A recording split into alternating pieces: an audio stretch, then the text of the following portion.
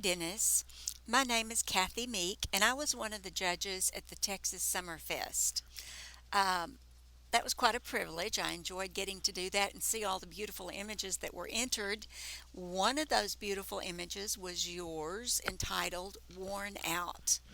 And I have the privilege of critiquing this image today, um, which I really enjoy. I did not get to be on the panel when this image was scored, but really nice image, and let's talk about it.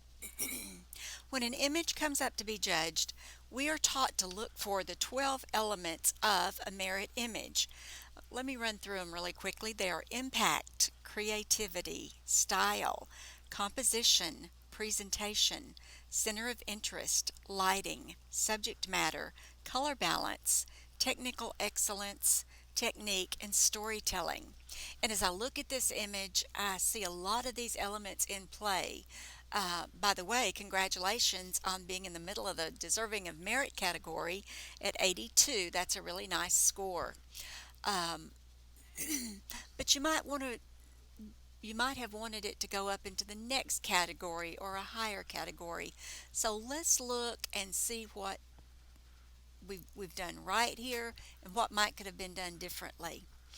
I really, in one of the elements is technical excellence, and I see great detail throughout this image in the highlights and the shadows. I see a nice tonal range for this subject and for this black and white. So, got a lot of great things going on here um, in that area. I think you've done a really nice presentation for this low-key image. It frames your image, but it doesn't overpower it. So I think that's a really good job on that. And needless to say, you have wonderful subject matter here. Um, this guy, and then your title works so well with it, worn out. And he does look worn out. What could we have done maybe to pump it up into the next category? One thing I notice as I look, I see the arm coming straight out of the bottom, coming so straight up. If we had moved the arm around to where it was coming more from an angle, um, that would have given us more interest. It would have led us into the subject of the face, or the face of the subject, a little bit better, and and it would not have had as much of a just floating cut off hand effect. I believe if it were coming out of, say, the left hand lower corner as we look, I think that may have helped.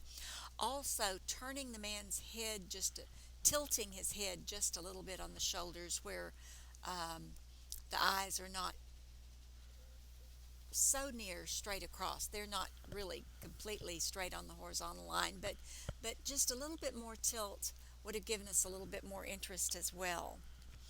One of the main things I notice as I look at this image is lighting direction, and even where the catch lights are located in the eyes. I don't see a lot of light direction. I think a lot of our highlight and shadows created or emphasized because of the technique that's used on the image, but I don't see a whole lot of light direction. The direction I do see appears to be from the top down, which would give us butterfly lighting, which is good, but the catch lights indicate up a light coming from below, which is what we call ghoul lighting, which we can use. That's our prerogative, but but it's not generally what we use for portraiture.